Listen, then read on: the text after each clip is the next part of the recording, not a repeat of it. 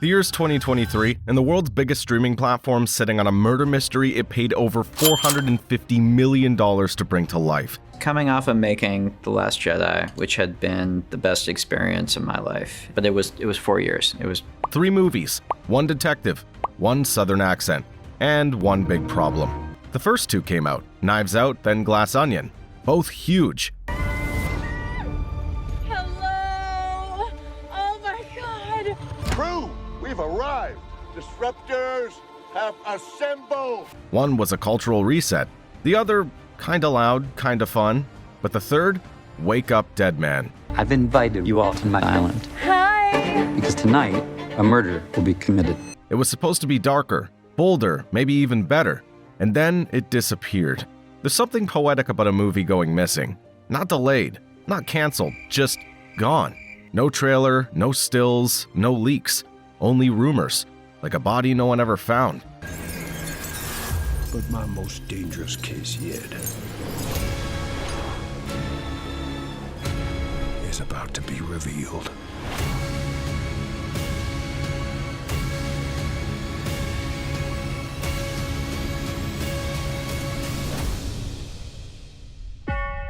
This was supposed to be Netflix's big play, their prestige franchise, their cinematic universe without the superheroes, and instead, silence. Rian Johnson says he doesn't even like the idea of franchises. Netflix says they just dropped $500 million, so somebody's gonna compromise. It starts strong. Glass Onion drops in 2022. Big cast, big mystery, big runtime. It's bright, loud, fun. 15 minutes of it even play in IMAX. People watch it. A lot of people. But it doesn't hit the way the first one did. Then things get quiet. 2024 rolls around. Netflix puts out a press release. The next Benoit Blanc mystery begins production next year. Title? Wake Up Dead Man. And the internet collectively goes, It's different from Glass Onion, but in the same way that Glass Onion was very different than Knives Out. For me, and this is one of the pleasures of Agatha Christie's books, is it's a totally different swing and tone every time. Wait, what? Flashback to 2019. Knives Out is the surprise hit of the year. Shot in 39 days, $40 million budget. It earns over $300 million worldwide. A murder mystery in the age of Marvel. Critics love it. Audiences love it. Studios panic, because apparently all it takes is Daniel Craig and a Kentucky accent to revive the whodunit. These were 2 male voices. Haul and shout at the phrase. You tell her or I will. You tell her, or I will. Bells ringing? And Netflix wants in. So they write a check big enough to make anyone say yes. Even Rian Johnson. The deal? 2 sequels. Total creative control. No theatrical release required. Johnson accepts. Craig signs on. And just like that, a murder mystery franchise is born. Fast forward, Glass Onion gets made. But something's off. More money. More explosions. More Janelle Monáe playing twins. But less mystery. The reviews are fine. The numbers are strong. But the vibe is different.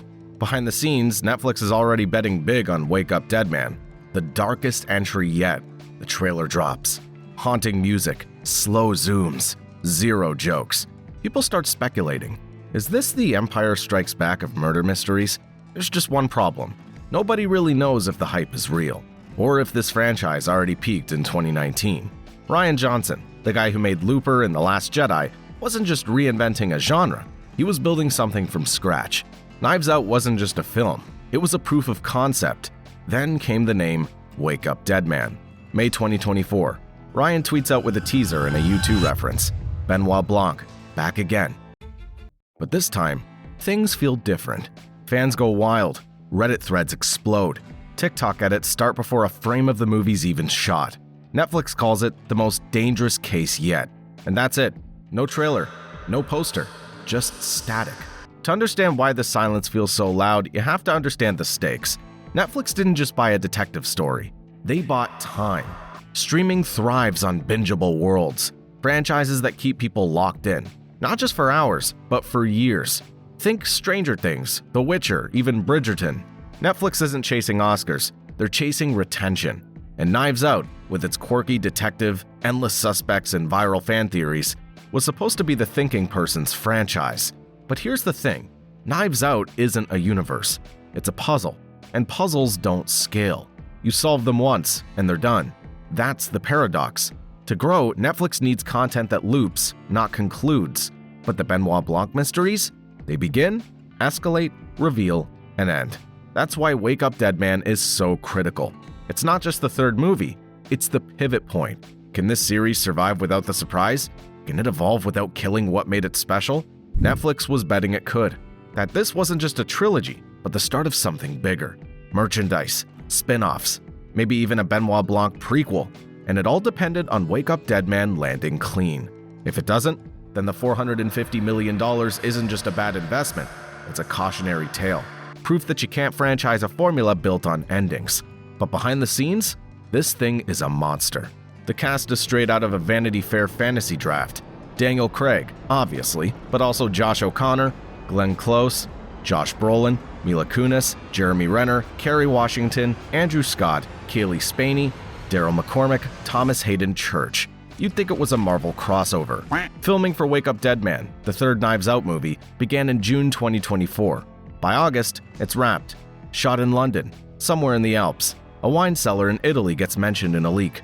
This was quick, tight, almost too smooth. And yet, for all the speed, there was something different about this one. On paper, Wake Up Dead Man was the most cinematic of the three. The production team scouted Gothic estates in the Dolomites, rented out vineyards in Tuscany, shot on film for select sequences. There was a rumored 12-minute continuous tracking shot through a candlelit catacomb. Sources say Rian Johnson had a note pinned in the editing suite that simply read, "Let the silence breathe." The film's cinematographer, Steve Yedlin, who's worked with Johnson since Brick, described it as the most visually demanding shoot of his career. Fewer neon lights, more shadows, more decay. I knew I wanted to be a cinematographer, and the best thing I could think to do at the time would be, kind of my dream was to be Ryan's cinematographer, and that's worked out, and we've done some really fun stuff together. When I talked to a director about how we want to design something, the kind of imagery that asks the audience to sit still and look. And that's the problem, because this isn't 2019 anymore.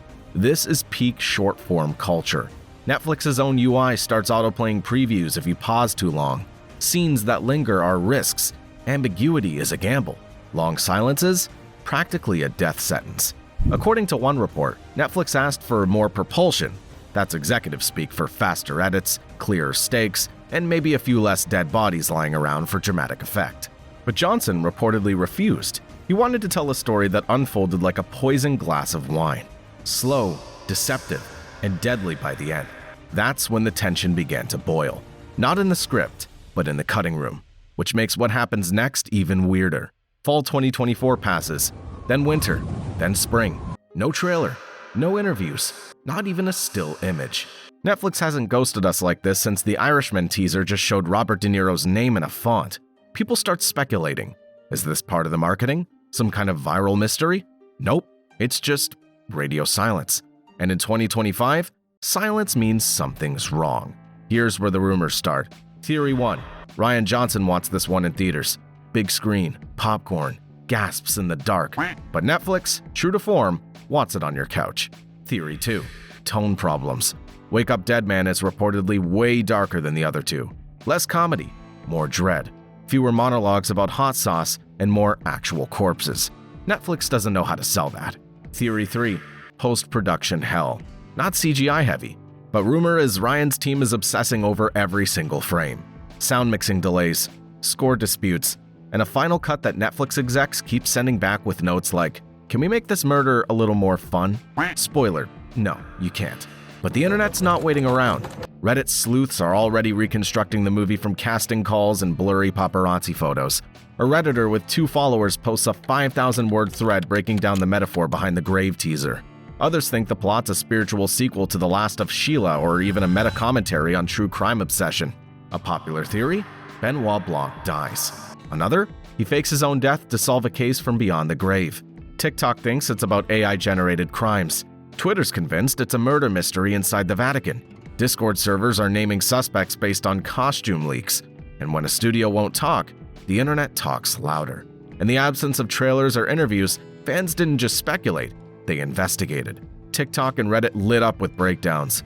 One Redditor's post analyzing every frame of the teaser climbed to the top of r/movies. Meanwhile, TikTok edits with eerie voiceovers and hidden message theories racked up hundreds of thousands of views overnight. Reddit users are dissecting acronyms like WUDM and cross-referencing actor schedules to piece together the mystery. YouTubers are posting videos arguing that the film takes place in a monastery, based entirely on a 2-second clip of a wooden door from a leaked B-roll. Another tracked Daniel Craig's hair length across various paparazzi photos to estimate scene order.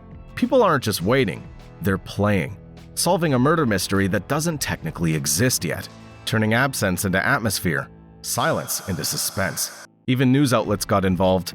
Major entertainment outlets have speculated on Netflix's handling of the film, with some describing it as a case study in under-promotion. And here's the twist. The marketing team wasn't behind any of this. This wasn't a viral campaign. It was a void, and the fans filled it. Because the truth is, Wake Up Dead Man had already become the kind of story Benoit Blanc might chase. Something murky, layered, unfinished. A riddle no one can quite solve. And maybe that's the best press a mystery can get. That one note said it all. From what insiders have hinted, the biggest delays weren't technical. They were philosophical. Wake Up Dead Man was never meant to be fun. It was meant to be fatalistic. A meditation on death, justice, and the limits of performance in a world obsessed with appearances. But Netflix didn't pay for an art film. They paid for a franchise. And at some point, those wires crossed. Rian Johnson, who had full creative control on paper, was now stuck in a familiar Hollywood trap. How do you protect the soul of a film when the studio wants a product? Speculation suggests that differing visions between the director and the studio may have influenced the film's release strategy. According to a leaked exchange from someone on the post-production team, there were at least 3 cuts of the film. One was Rian's, one was a hybrid version with studio notes, and one, supposedly, trimmed out nearly 20 minutes of slow character development, just to speed up the second act. That version tested the highest with Netflix internal reviewers, but it also cut the thing Rian fought hardest to include. A sequence where Blanc questions whether solving murder actually makes anything better. The line was simple. Sometimes the killer isn't hiding. They're just the one you want to believe. Netflix reportedly hated it, called it too bleak, too ambiguous, too real. The result? Stalemate. The movie's finished, just not agreed upon. Nobody knows anything, but everyone's got a take. So what does this mean for the Knives Out universe? The delays already hurt momentum. Glass Onion came out in 2022. If Wake Up Dead Man misses 2025, that's a 3-year gap. In streaming years, that's a lifetime. Daniel Craig's not getting younger. Rian Johnson's already booked for 2 other projects. And Netflix? They're still chasing their first real cinematic universe. They thought this was it. But with no release date, no trailer, and no press tour, even fans are starting to lose interest. Franchise fatigue? Or just a botched rollout? Either way, this thing is on life support. And maybe that's the most Knives Out thing about all of this. A franchise built on mystery, now becoming one itself.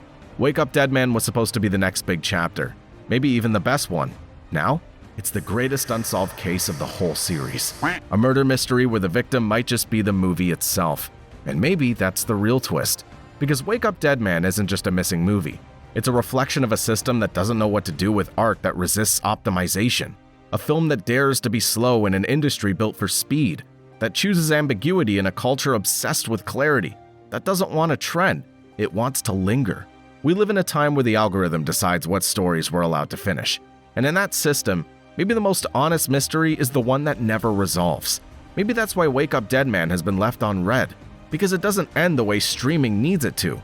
And that makes it dangerous. Not because it's violent or disturbing, but because it's patient. Because it asks the audience to pay attention. Because it isn't trying to be a meme. Rian Johnson built this franchise on trust. Trust that the audience would follow clues, embrace subtext, reread scenes. But trust is hard to monetize. And harder to sustain across 3 films, a shifting platform, and a shrinking attention span. So maybe Wake Up Dead Man isn't a failure. It's the consequence of ambition in a world that rewards predictability. A ghost story about what happens when real vision meets real money. And both blink. And maybe that's why it's not dead, just buried. Still waiting to be found, by the right audience, at the right time, like every great mystery. So what do you think happened? Was it a creative clash, a marketing disaster, or is Netflix just waiting to drop this at the perfect moment? Drop your theories in the comments, especially the unhinged ones. And if you're still hoping for Wake Up Dead Man, hit subscribe, we'll be watching the grave. Because maybe, just maybe, it's not dead yet.